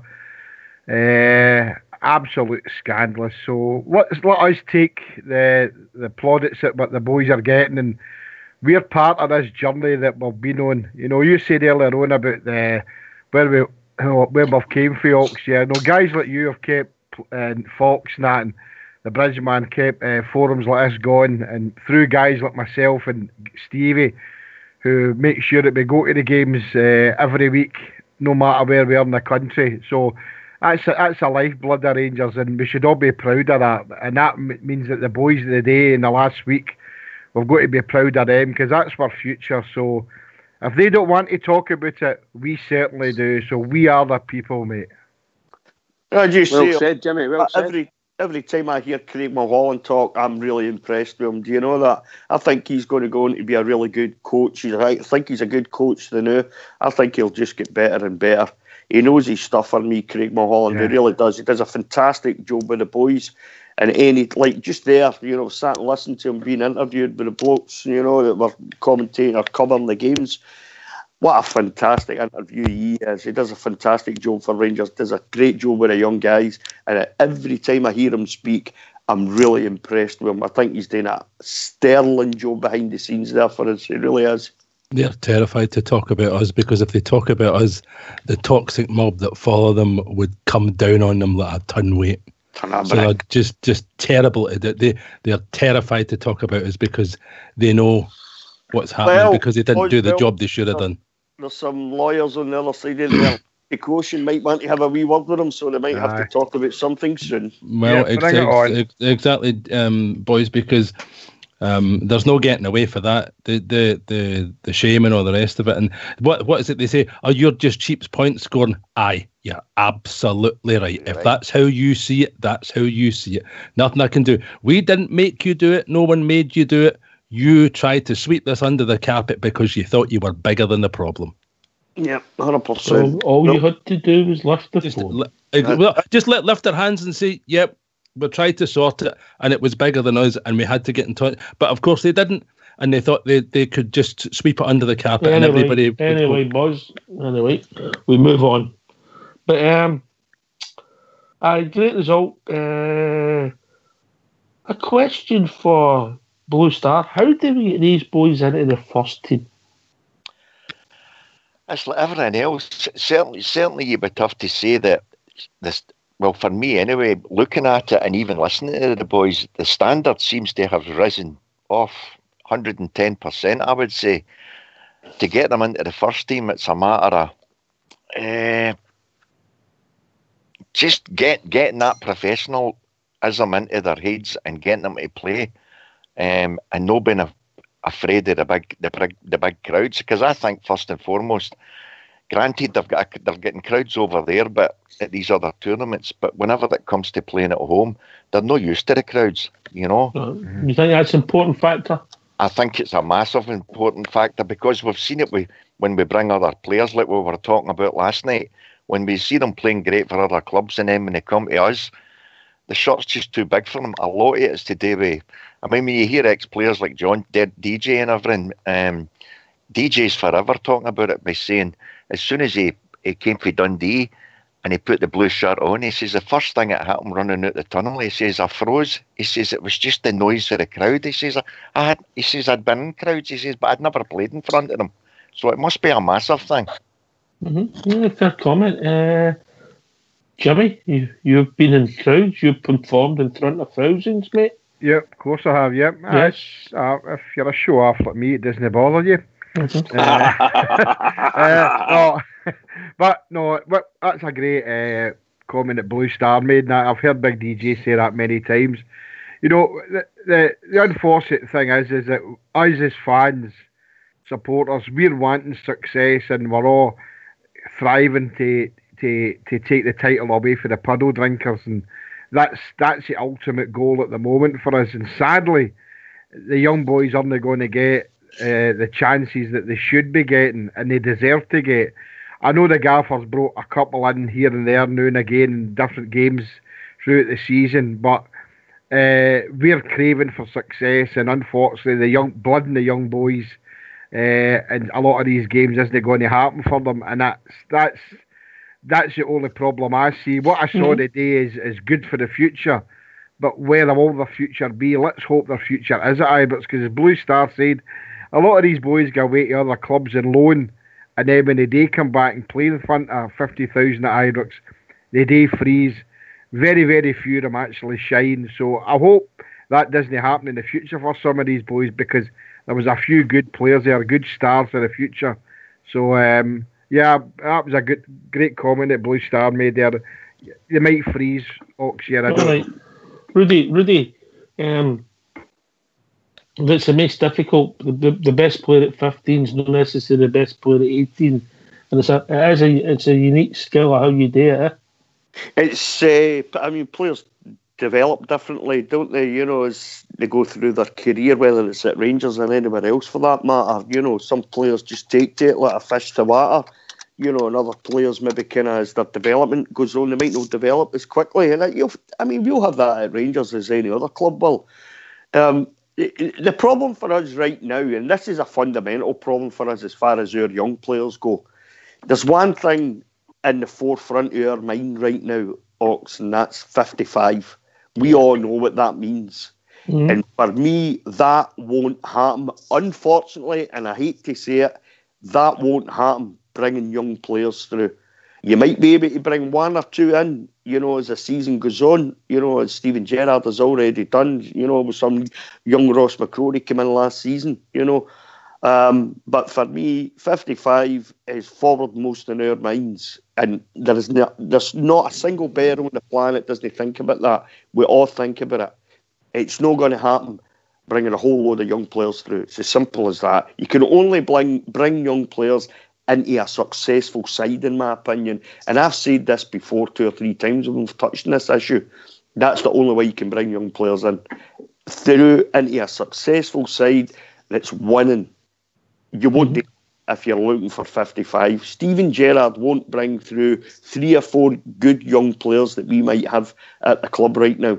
Because in order for us to get that 55, which is so important to us, he's got to be able to go out and buy the quality that he needs, unfortunately. But it would be great to see 1 or 2 young guys coming out. I would love that. I really would, Ox. I would love it. But you won't do it and win a title, in my opinion. But the young guy that's maybe been... I'll put him down as the most improved player of the season, maybe young Ross McCrory. As the season's kicked on, he looks stronger. I mean, I don't think he was particularly great in the first half on Saturday, but in the second half he was by distance my best player. Yeah. Young McCrory, he's a young kid really in the whole reality of things. So if you're good enough, you're old enough, Bridge. Well, he's a shining example now, isn't he? I mean, at the start of the season, I was asked the question. I didn't think he would be able to oust the boy that we've got playing Koulibaly. I thought Koulibaly was playing brilliantly, and I preferred him to Ross McCrory, probably quite rightly at that time. However, he's turned it around and he's absolute dynamite. And in wonderful games, absolutely wonderful games. And he's able to stroke that ball about and get the good tackles in when necessary. So I think he's a shining example to any youngster that's coming through at Rangers. Here you go. If you can do what this boy does, and not necessarily in that position, but if you can get in there, keep the head, get yourself in, learn as much as you can, take it all in and go and do it. And he's going to be, if he keeps going the way he's going to be a big star for Rangers. Big star. Mm-hmm. Boz, have you been impressed with him? Or, it's your type of player. I know you like cultured football players. I've not been... you there, Boz? Oh, Boz dropped out now. Oh, did he? Or maybe yourself, Fox McCrory. He's only a kid himself, isn't he? Yeah, he's only a kid, but the one thing Ross McCrory's got in his favour is he's a big boy, mate. I think we noticed, I think it was was it a cup game when we brought on one of the young players and he was savagely scythed by one of the knuckle draggers that play for some of these teams in Scotland. It's very, very hard. Motherwell, I think we were 5 up at the time. Wasn't it, young boy? Aye. And for some young players, Ox, it's a young, really talented players. It's no such a big step. But for some other young boys, it's a long and hard road to try and get into the first team. All depends on if and when you get a chance, maybe through a load of injuries, etc. But when you go into that first team, I don't know what it must be like to play for a club like Rangers. Do you sleep the night before knowing that you're playing the next day? Does the nerves get the better of you? I know. People don't think of that. And Jimmy said earlier on about Derek Johnson saying he froze when he came out the tunnel. I spoke to Willie Johnson, and Willie Johnson told me that you used to be like that nearly in every game, mate. So it takes a special breed to play for the top sides, and hopefully this experience these young boys are getting, playing in different countries against different opposition, will bring them through quicker. And if we get 3 players out of that 11 that started the day, mate, we'd be doing very, very well, because it's very hard to hit a first team place. Yeah. Yeah. Well, Star, it's a science getting, I suppose, to get people from 15, 16-year-old to 21, 22 as being top football players. Absolutely, Ox. It's not just mentally, it's physically as well. Going back to McCrory, I think I'm a bit like a Thingby, what do you call him? By saying I thought at the start of the season I didn't see him really getting many games at all. Bridge, sorry. I thought like him, I thought it would have been Koulibaly, etc. But I think we've got to look at it another way and say, well, see the very fact that Stevie G's been playing him, as you say, he wasn't great the first half, but the second half he steamrollered it. The very fact that he is getting in the team, that shows great responsibility on both him and on Stevie G, because let's be honest here, the pressure that our squad's under, we all know we want that 55 to stop that other mob as well. So to even bring in one young guy this season and play him in a right few games, I think that's amazing, because it would be easy for Stevie G just to go to so-called established players, let's be honest here. Can I say something that nobody's mentioned, Ox, about that competition that's getting run just now? On you go. All the referees and linesmen are women. Aye. And the games that I've watched have been absolutely terrific. Now, you hardly notice them on the park. They blow correctly for fouls. They get their decisions right. And women, for me, coming into football, it doesn't look as though it's going to be a bad thing. Because some of I thought the officials today were absolutely great. Is there a chance of women referees coming into Scotland that don't hold a bias between one club and another be a good thing for football? Do you think players' attitude's different then? Do you think that's what it is? Yeah. Well, with the young people, it's hard to tell, mate, because they're very disciplined and the coaches don't allow them to have any objections. I didn't see one player objecting to any decision by the officials today. Grown men, would they be? I don't know, mate. I really don't know, but I thought the standard of referee was very good today. Can I come in there, Oxia? You seen it, GFK? I totally agree with what the Fox is saying there. There was one wee incident, I was a number 9 for the Rangers. Sorry, I can't remember his name. It was in for a tackle. Referee gave a free kick. Now, he said something to the referee, but she put her hand up and made the yapping motion with her hand, and the boy just put his hands up as if he was saying sorry, and she laughed. So there's a lot of respect there, and obviously they're all young men and they're showing respect, but also they're showing respect to a woman as well as a referee. Would that work in full-time refereeing in Scotland, like us playing the puddle drinkers and you had a woman as a referee, whether she was whatever persuasion, me, I don't think it would work, personally. I can't see it working. No, I can't see it. No, a woman being the referee of big games in Scotland. Maybe in first, second division in Scotland, but I'd like to see it. But why do you not think it would work? I just think the heat of the game, I just think the tension of the game, and I'm not being disrespectful, I don't think the woman could handle it. Alright, can you so they well, can put run. it- They can run the country. A woman can run the country, No, but I'm she not. can't run a I'm football not talking match. about that. Right. Well, you look at the Brun one. You've seen the way he harangues referees, right? All the time he's doing it, right? You see the way Shinny's doing it, right? Now, on a good side, would that stop them doing that? Would that stop them haranguing the referee? They'd maybe Would look it even worse worse. if they were doing it to a woman? That's Aye. getting it, mate. Aye.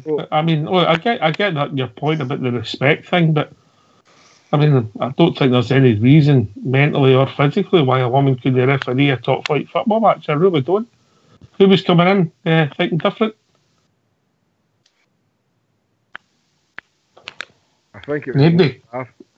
I think Ox. See, I think as far as I don't think it should matter gender wise. That's no. I don't think what Jimmy's saying. He's not particularly saying that. It's not a gender thing. No. It's the white hot heat. I mean, you go back to the game last week against the Sheep. Every single decision that Bobby Madden made that went in favour of Rangers, the Sheep were running about him. 8 or 9 of them running about him, harassing him, shouting at him, pointing at him. You know. Now, that for a referee, that's like a white hot environment. You know, if you take an Old Firm game, you know, every paper in the country, every TV station in the country, every radio station in the country, picking on every single decision that you made.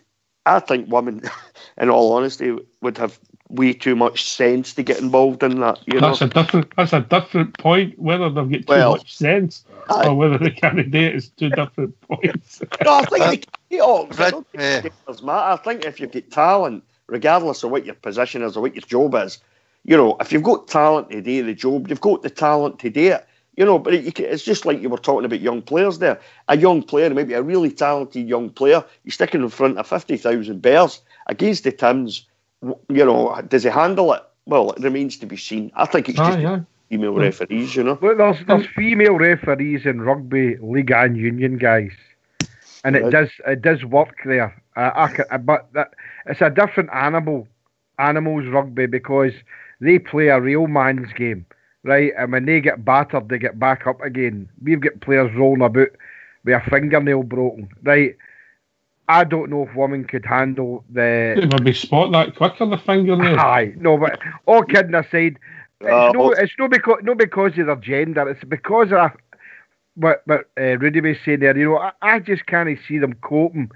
No, how would that be dealt with? I mean, look, we're in a snowflake society now, and can you imagine a Rangers Celtic game and something happens and these are screaming, and wouldn't it be deemed as screaming in a woman's referee's face, Oxia? It would be harassing a woman, and I don't think that's a road we should go down on that aspect. That nothing to do with the woman's gender. I would love to see more women refereeing, but unfortunately, I don't think we'll ever see it in big time games up here. The thing is, Jimmy, if the SFA took action against players harassing the referees, most of it's done now with your known referees because they're familiar with them. They know how far to push the button, etc. But if the SFA decided that there'd be no challenge to referees whatsoever, I mean, they're under enough pressure, and I think if they said it's an automatic booking for arguing with the officials. Now, whether they're right or wrong, if they've got this compliance officer rubbish, that's who they take their complaints to. If they do it during the game, they're automatically yellow carded. That would soon stop it, Jimmy. Aye, but that should be the new. That should be just because a woman comes in and becomes a referee. No, I agree. That should be new. We shouldn't be saying, right, now we're going to have women referees, and then what we're going to do is we're going to make sure that you don't harass a referee. And by the way, it's because also she's a woman. It should be happening now that the referees should be clamping down. So should the SFA, SPFL should be clamping down. We don't want to bleat on about the decisions, but the decisions the last couple of days has been absolutely scandalous. So something's got to be done about that. And having a woman referee, sorry for me, I think it would make it worse. Because I don't think that the male referees are coping well with it. And God help any woman that ever come in to referee a big time game in Scotland. I think it'd be a road too far for us. Can I come in on that, Ox? Yeah. Oops. I was just going to say that I agree with some of the stuff that Jimmy's saying. I think for a couple of seasons there, did we not have some female linesmen, referee's assistant? Let's put it that way. Still got them. Still got them. Are they still there? Are they playing in the Premier League? Forgive me, I've not noticed. I did notice them a couple of seasons ago. Maybe she's too good the last season. You've not noticed her. No, I just haven't. That's what I'm saying. So I was going to say there wasn't never any problems with the female, and it's the same. But I think they must be doing no a bad job. Obviously, my own view is that they shouldn't be there simply because it's a man's game. But I'm one of these old dinosaurs. Don't want to change, so on and so forth.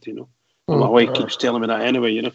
Fox, when you say that it changes people's behaviour and they might have more respect and the game might be better for it, is that what you're saying? Well, they probably would at first. No, I'm not advocating it. I'm just saying that the officials were good. And all the combinations of linesmen and referees at that competition are going to be refereeing the Women's World Cup, mate. So they're good at their job. And I don't think... joined with Tracy and Little Blue. Oh, God. Right, I'm shut up. Sorry, only kidding. Carry on, Fox. No, the thing is, it's familiarity, if that's the right word, with referees in Scotland. We have the same top flight referees. The players know what they can get away with. But I knew maybe a woman coming in, I don't know, MD, if a woman's your boss, mate, she's your boss. And if she's in charge of what she's running, she'll not take a lot of abuse after you to take that. If she's taking that job in the first place, she's not going to be easily intimidated. Well, good point. All right. I think me and JFK I just need to agree to disagree. Is that fair, JFK? Everybody's got a great opinion and a great look at the way different ways. But I agree with a lot of things that Fox says, and I know he probably agrees with things I say, but I don't think so. No, I think it's a grey area. I know. It's a question for the future. It was just that notice somebody, Jimmy, and it was really, but then again, Could it just... Can you take a wee step back and one of the things you were saying, you're questioning what's the matter now? Why aren't we, as a football team and players, and even the fans, why aren't we respecting the referees? There's got to be a question in there that should be able to be answered. Have referees ever been expected? But you played, you know what it's like. I mean, we've all done it before. Poked somebody's jersey, people could say that's cheating. Stood on somebody's toes, maybe poked somebody in the eye. We've all done it. Yeah. The thing is that when you know yourself when you're playing, if a referee catches you, you know you've done it. If the referee catches you, you're not going to admit it. You're always going to argue and say, I never touched him, blah, blah, blah. That goes on all the time. People understand that. The fans understand that.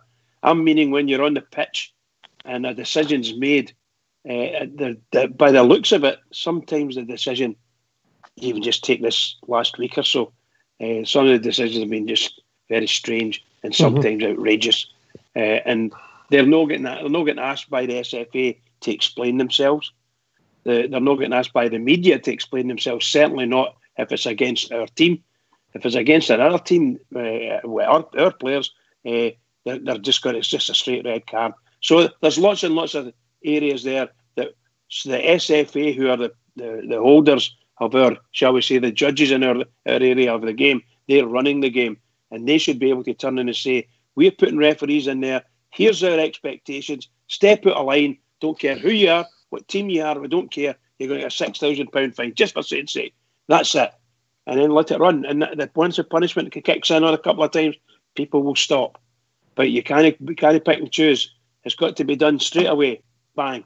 £6,000. But when you're getting referees like Wally Collum making horrendous decisions like the kissing, actions, you know, and the boy to get the elbow in the face the other night right in front of him. It's just so what do we expect for the SFA? I mean, it's not something I want to dwell on all the time, but I know Rangers' disciplinary record are the same as everybody else here. No, it's poor. But my main gripe is that there's got to be better consistency here. There's no consistency. You can't ban this guy for this and this guy for that. If they're similar, then you've got to ban both, or don't ban them at all. So that's what's happened the last couple of days. Yeah. So there needs to be, as far as I know, 1872, Club 1872 and Rangers have drafted letters to the SFA, the SPFL and the compliance officer asking for a review of the disciplinary procedures that are in place to try and go forward. So we'll need to see what happens with that. Waste of time, Jimmy. Of course, that's exactly what I'm going to say, because waste of time. It'll be a waste of time. What do you do, Rudy? Well, I mean, how many times have we talked about this? How many times have we said the club's go to... No, but I'm asking you, what do we do? What do you do? I don't know. I think maybe a step in the right direction. First of all, is you get an independent compliance officer in. That's the first thing you do. Right? Second thing you do is you look at making referees professional, but no the garbage that we have at the moment. Fox makes a good point about the female referees, the female match officials. Maybe the thing about them, maybe they're just really good at their job, and that's what Fox noticed. Maybe they're just really good at their job. And, you know, you look at our match officials, they're horrendous. Some of the decisions just in the last few days between the referees and the compliance officer have been laughable.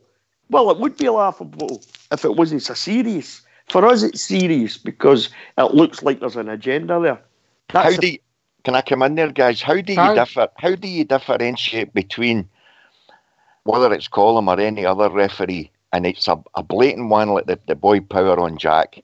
If he turns around and he decides, he says to himself, well, wait a minute, I'm not sending him off.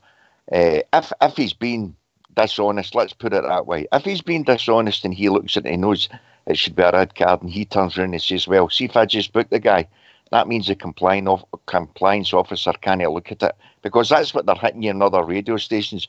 And we all know that cannot be possibly right. It's not true, because the Hibs boy got a yellow card and they upgraded it to a red. That's right, they did. But now they're saying that was an exception. That was an exception. See, they've got it twisted from all angles. There shouldn't be any exceptions, though. You know, there shouldn't be any exceptions. You know, this is part of their agenda, though, Blue Star. You know what I mean?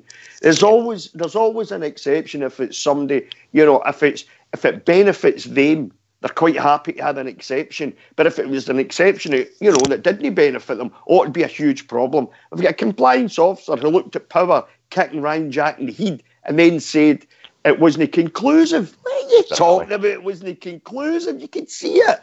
You know what I mean? You have money your blood pressure tablets quickly. Sorry, folks. Rudy, they've now got a new cop out that nobody knew about, was I didn't see the whole incident. Aye. That's a cop out, mate. That's a cop out with the referee, you know. Of course it is. Can I see when you're talking along, see between the referees, right, the match officials, the compliance officer and the SFA and the board that sits and looks at these incidents, they're just making it up as they go along. They're just making it up.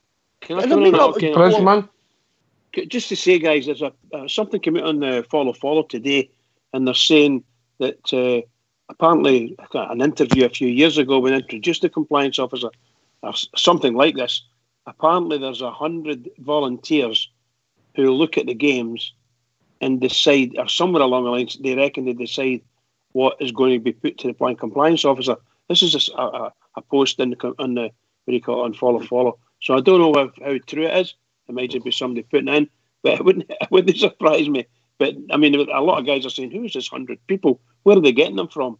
What are they, football fans and so on and so forth?" So there's a discussion going on. It only came out today, so in another couple of days we'll probably find out what it's about. Because I still say this: if they want to get any respect back, I'm talking about the SFA now, they need to stop all this prevarication and all the nonsense that are going on and picking on this team and you know what I mean. It needs to stop. They need to get the rules right. See, it's supposed if somebody kicks somebody in the face, it's a red card, no matter who it is, no matter who's the receiver. You know what I mean? It's supposed to be that there's the compliance officer and 5 others. But the 5 others are ex-referees from junior and ex-professional referees who've retired, and allegedly 1, possibly 2 ex-players taken from a panel of 14 to 20 professionals. And at any given time, 5 of them seemingly sit down with the compliance officer after she decides what games to look at. And then she is doing the cop-out and saying that she doesn't make a decision, that it's done by the panel.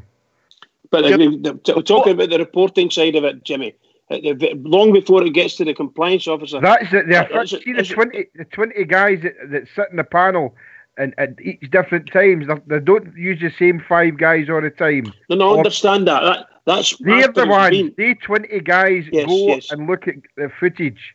Yes, I understand that. I'm talking about before it gets there, Jimmy. What they're saying is apparently there's been 100 volunteers, or supposedly 100 volunteers, that assist the compliance officer. They're the ones that look at the games, allegedly, and then they report in those games these incidents, blah, blah, blah, blah, blah, and then the compliance officer looks at them, sees they're worthy, and then passes them on to these people you're talking about. So does that mean then, say there's 50 of those 100 people, they all looked at the power situation and thought that wasn't a foul, it wasn't a red card? You know what I mean? It's ludicrous. I know. Do you know something? Exactly. I actually don't believe. I don't believe there's 100 people there. I think what they're doing is the BBC have got the contract to show all the highlights, and the BBC people, the pundits on the BBC, they pick whatever they think, whatever they highlight ends up going to the compliance officer, and so on and so on. And that's why Scott Brown's incident never got lifted, never got put forward. Do you remember when this all came out about 4 or 5 years ago, when Super Ali turned round on time and he said that, who are these faceless people that sit in the panel? Right. Remember, well, me and JFK were on other radio stations at that time, and we used to crack up. Before he's made the big time. That's right, Ox. And the thing was, you get the same scenario the whole time, and you know what? We're still talking about it. Nothing's ever changed. Nothing's changed. You can't tell me a system that we have here with a compliance officer who works for Celtic's lawyers and somebody who has absolutely had no career in football whatsoever should be a compliance officer in this country. That just first of all, that for me is absolutely shameful that position has been filled by somebody like that. But just in the last few days, she's made a decision, or they've made a decision. The power thing, no action. McGinn, no action. Simonovic, no action. Scott Brown, no action. Oliver Burke, no action. But McGregor, 2-game ban. Morelos, 3-game ban. That's just a joke, man. That's a joke, that is. That can't be allowed. I don't know what we do about it, but it can't be allowed to persist. A wee guy sent me a thing the other day that I didn't even realise, in all honesty, that there hasn't been one single Celtic player dealt with a compliance officer in 10 years. A decade. Not one of them. And they're sitting bottom of the league as far as citations go. They're sitting bottom of the league. If you saw some of the tackles they've got away with, and some of the assaults, you know what I mean, that they've got away with, the likes of Scott Brown has got away with, yet not one of them have been cited in 10 years. And what connection has the last 3 compliance officers got? Let me think. But not one of them cited in 10 years. That's shameful. That is complete and utter corruption. That's all that is. Would you say it was garbage, Rudy? Eh? Would you say it was garbage? I would say it's garbage, mate. It's shocking. Shocker. How can you how can you say that how can you get away with that? A Celtic player has not been dealt with by the compliance officer in 10 years. You see, they all think we're being paranoid, Rudy, right? But it's not about being paranoid. Of course it isn't, Jim. What it is we're looking for consistency. Yeah. And if Alan McGregor and Fred deserve to get sent out, so did Brun and Simonovic, one of the puddle drinkers. McGinn did as well, Jimmy. Aye. You know, so that's what we're looking for. And like the rest is, I'm first to put my hands up and say, some of the tackles that the Gers players are put in deserved a red card, but not them all. Right, but the fact is that nothing's happening with the puddle drinkers. And that's shocking in its own. You know, that's all we're wanting. Just do a like for like, and that's it, and then we maybe not hear any more about it. But get back to what Oxford was saying about showing a bit of courtesy to the referees and things like that, and showing them respect. These players are not showing any respect to the referee. What they're doing is they're making sure that our players get booked, haranguing them in games and that, waving their hands as if they're and imagine the yellow or red card, and the referees are falling into it. You know, so the SFA, SPFL, and the compliance need to me.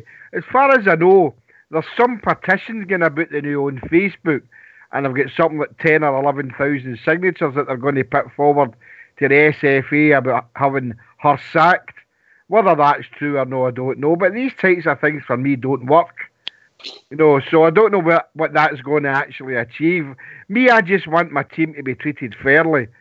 And if the players that I support are out of line, then they deserve to be booked, sent off. Listen, we'll have disagreements on here about whether somebody was a red card, a booking, whether somebody should have been sent off. We'll have that all the time, both sides. That's football, isn't it? Absolutely, and as Jimmy and the rest of the guys are saying, if we genuinely see one of our players and you know it's a red card, now and again, don't get me wrong, we'll argue blue is white and everything else, but you know deep down whether somebody's guilty or no guilty.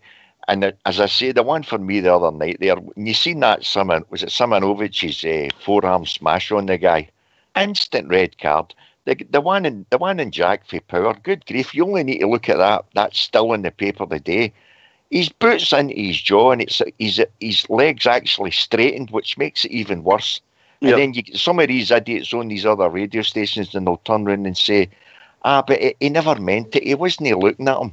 What difference does it make whether he was looking at him or not? If his fits above his head 6 feet high and he hits a guy in the jaw, it's a red card all day long. 100%. Rudy, you were coming in there, mate? No, I was just... see, the thing is, right, you know, you're talking about whether players should... incidents in games, whether it should be a red card or not. How many times have we argued about it on Herox? And we're all bears. The other night, me and Jimmy thought Morelos should have been sent off. I think I'm right in saying that, Jimmy. Yep. Jimmy said that, and I think one or two of the guys on the show that night were like, no, a yellow card at best or whatever. You know, so we can be honest about what we think, you know, when we see something happening. You know, if we think one of your players has got away with something, like McGregor in the Old Firm game in the 20, I think McGregor got away with it in that game as well, to be honest. I thought he got away with that. I thought lucky then. You know, so I always look at it and I always try to think, if that was against one of your players, what would I think? You know, what would I be? So I take that as my baseline. Can I just read something out here? I don't know if Foxy's still there. Fox, were you listening to Radio Snide tonight? I didn't listen to it all, Jimmy. Sorry to jump in there, Rudy, because I know what... On you go. My pal's listening to the show and he says, I was listening to Radio Snide, this is his text, I was listening to Radio Snide, I'm listening to what he's talking about. He says, tonight, he says on Radio Snide, Mark Goody compared the tackles of Alan McGregor and the power one. Schumacher. He compared it with Schumacher. He says the Alan Power kick, he says, was a 50 to 75 sending off for me, but definitely Alan McGregor was reminded me of the Schumacher tackle. Alan McGregor had to go, he says, but I would say that Power's tackle warranted a yellow card. That's what we're up against. Goody is a scumbag. He's a puddle drinker. So, like the guys that are on that sports scene, it's the media. They're pushing it on us all the time and they're listening to it. That was a text, my pals. Sorry for jumping in there, Rudy, but I just got that there. Quite interesting in that. I mean, on you go. I think the lassie Claire White is getting all the abuse for this. What do the SFA need to explain, especially to fans? Because, well, I'll stick up for myself and say I'm not that bright. How does it get referred to her in the first place? Who refers it? I think she just carries out the letter of the law, but everybody's jumping on her as if it's her fault. I don't think we should be that box. How did she get the job in the first place? She's got no history of being in football. We know she works for Celtic's lawyers. We know they haven't been cited for 10 years. Does that not tell you a story? No, it doesn't, Jimmy, I'll tell Rudy, I'll tell you something. If I've heard bits of the rules here. Some of the case in the Celtic players, the referee has got to state that he's seen the full incident. Yeah. Now, and other players getting referred is when the referee says he doesn't see the full incident. Now, as soon as he says that he sees the full incident, it doesn't get referred. It's nothing to do with her. I think it's bad by the SFA that they're not coming out, putting a spokesman up to explain how the process works, and everybody just jumps down and looks at the name who's compliance officer. I don't think it's all down to her, mate, whether she's a Celtic employee or no, and it'd be the same whoever gets the job, mate. Can I get on that just for a second? Mate. Apparently there was this on the same game, and I think it was the Celtic versus St Johnstone game, just for saying sake, and allegedly 2 players, when they scored their goal, they ran into the fans. One got booked and the other didn't. And this was brought up. I can't remember where. I think I was reading this on Follow. Two players on the same game, when they're minutes apart. I don't know how many minutes, but one scores a goal, runs into the crowd, gets booked, and then later on another player scores a goal, runs into the crowd, and doesn't get booked. So this is what we're speaking about a wee bit earlier. It's consistency. The referees must know if you run into the crowd as a booking. No, listen, he was only a young boy or this, that, or next thing. There's nothing about that. That's it. Book him. If he takes his shirt off, if that's the case, he takes his shirt off, book him. No matter what it is. If he kicks somebody in the face, book him. If you're going to say it, if a referee is allowed to decide whether the kick hurt the guy or didn't hurt the guy, in my opinion, if it hits his face, red card. Red card, 100%. Anybody on the pitch that's played football, if you try to do an overhead kick and you catch somebody, well, too bad. Hard luck. Cheerio. But then a certain referee would turn around and say, didn't you see it? No.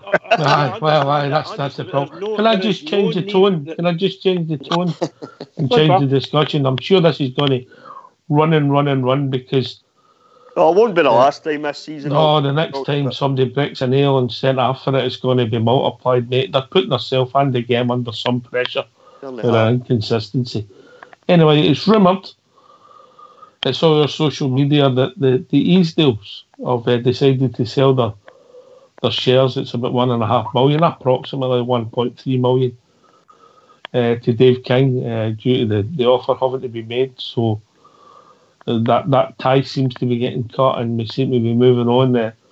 Sometimes think these deals get some bad press and maybe just backed the wrong horse at the wrong time, because I think their motives at the time, some of it was commendable when they were putting some money into their own money just to keep the lights on. It seems to have been forgotten.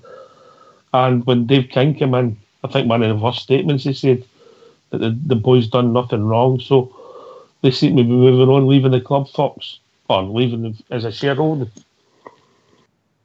Aye, well, the fans turned against them, mate. That's the main thing. I was at a couple of the meetings where, what do you call them? It slipped from shareholders meeting. I'll get it out eventually. AGM. And, I think the abuse that they took on a lot of fans' eyes was probably correct, but as you said, Dave King definitely did come out and make that statement that you said there, Ox, that they'd done nothing wrong. Back to Ranghorse, I'd agree with you. If they'd have fell in with Dave King, I don't think they'd have got any abuse at all, mate. And they wouldn't have been propped up as the front people for Mike Ashley and all that. If they'd have been quiet investors, nobody would have bothered about them, I don't think. Can I come in on that, Ox, yeah? Yes, mate. Just to say that the closing date and time for the offer is the 15th of February at 1 p.m. roughly. So they've made their last-minute bid to sell their shares. I believe that them, as a leading opposition group, were, shall not say targeted, but they were the ones that Dave King was looking out for, and their shares were sort of ring-fenced as such.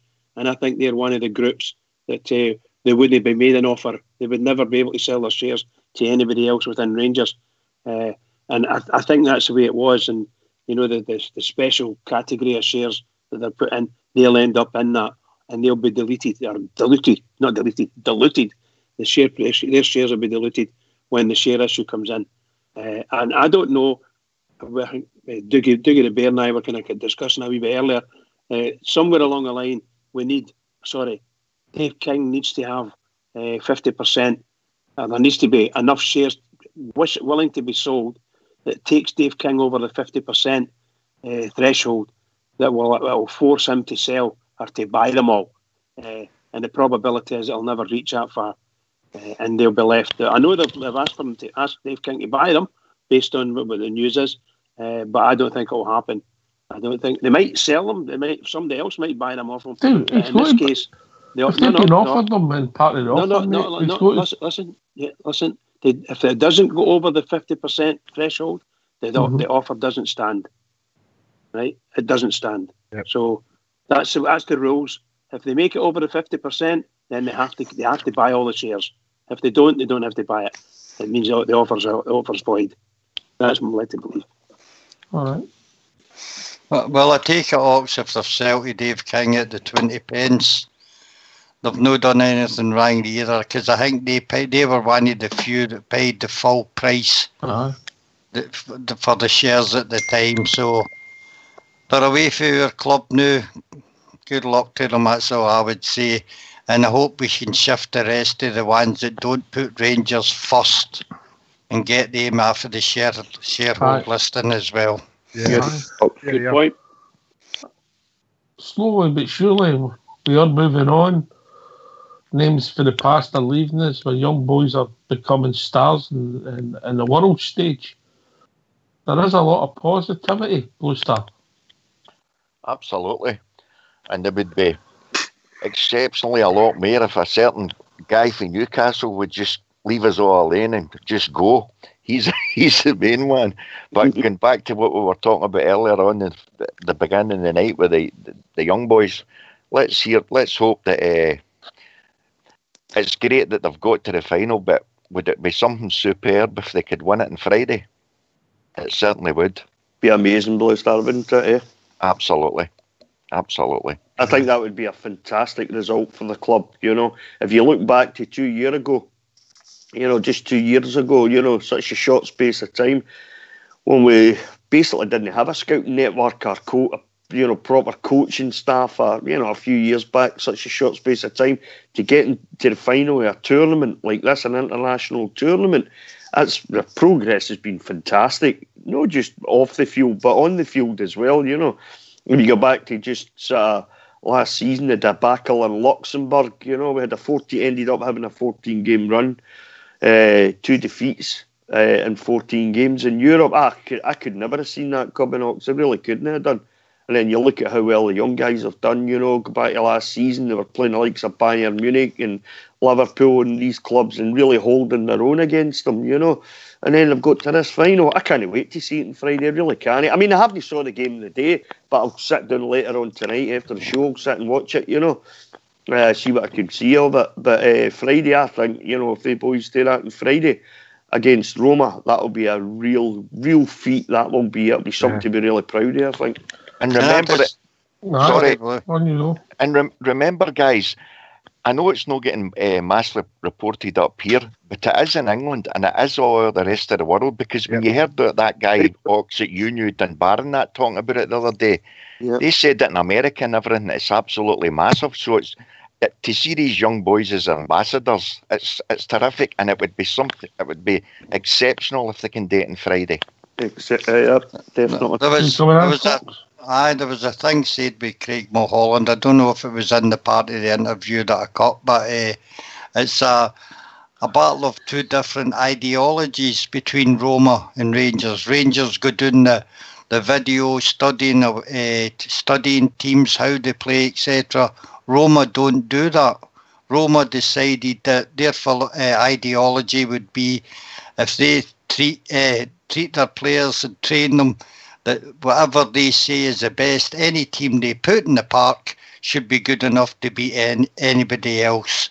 So they don't do the video studying or all that. They're old school, and it'll be quite a wee clash of ideas when they get to the final.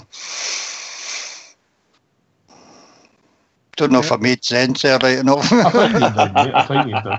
You did, mate. It'll be a good view. Can't wait to watch them on really good watching it on Friday at Oxford. Can't wait.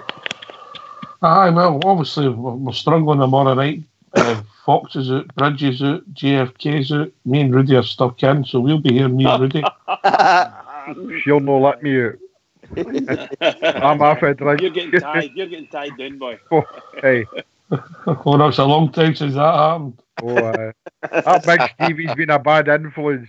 That bottle of vodka was just tipped me at the edge. I think that bottle of vodka fills itself back up again. Well, that's what she says. How come that's full again? No, that's you she's talking about. Aye, probably, aye. No, as polite as that. I took her for her dinner, yes. I took her for her lunch yesterday, mate. Mate, you're another romantic. Did you say to her, Merry Christmas? This is your Valentine's. Tuck in, darling. Where did you take her, Jimmy? I took her to Bishop Briggs Cooking Indie. World Buffet. Good on you, pal. Good on you. Put a nose bag on and get anything you want, darling. Rudy's a buffet king, what do you think? I tell you, Jimmy, you're quite right. You can't beat a good cooking Indies, can you? Excellent, mate. What are you doing tomorrow, Rudy?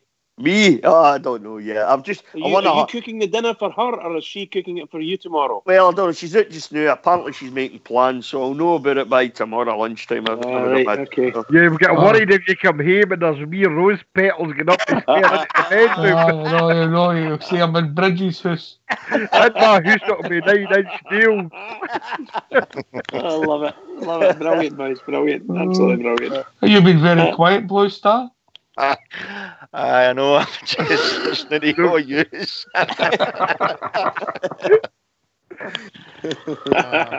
Harry Ramsden's a favourite, apparently, of Dougie the Bears.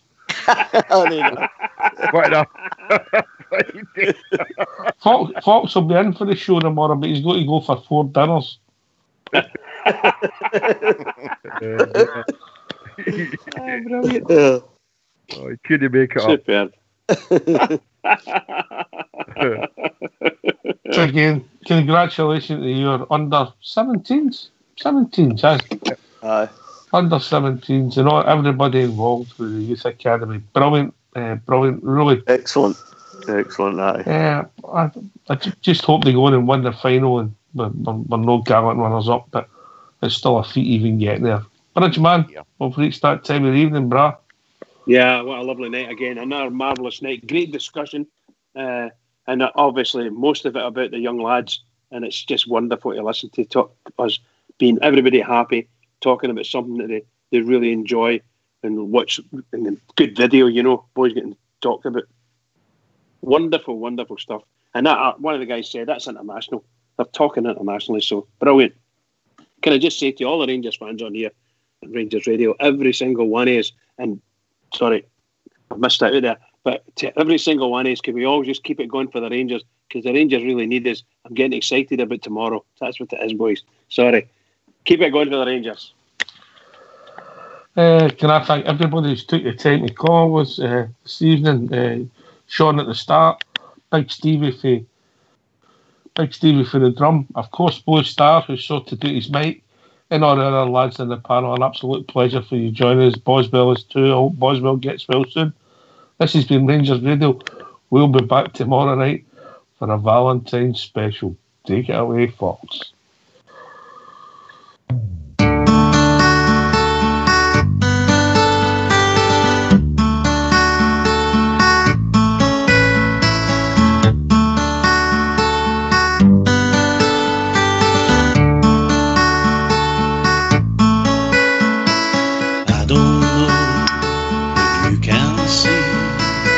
Just what the Rangers really mean to me.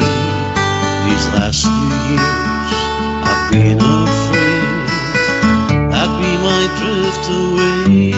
So I've been telling old stories and singing songs. Made me think about where we come from. That's the reason why I feel so very proud today.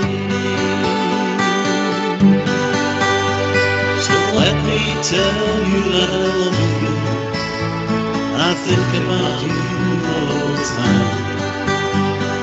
I wish the days close to me, and now I'm coming home. To think of life without the Rangers, you know that it would make me more sad.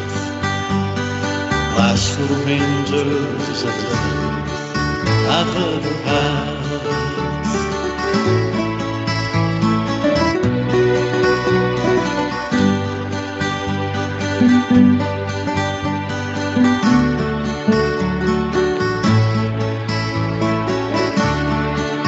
We won 9 in a row, and I'm still dreaming of Brian Landry, Trevor Stephen, Marvin Andrews, Seth, keep believing, Davy Cooper on the wing.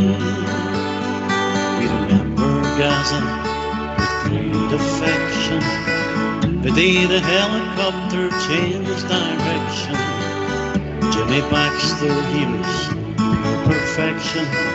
Super Ali scores again. Well, let me tell you that I love you, and I think about you all the time. Ibrox Stadium's cozy, and now I'm coming home. To think of life without the Rangers, you know that it would make me more sad.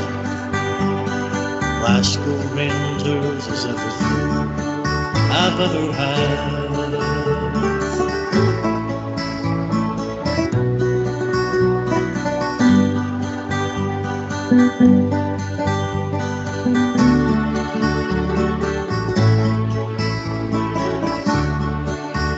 To think of life without the Rangers, you know that it would make me more sad. Glasgow Rangers is everything I've ever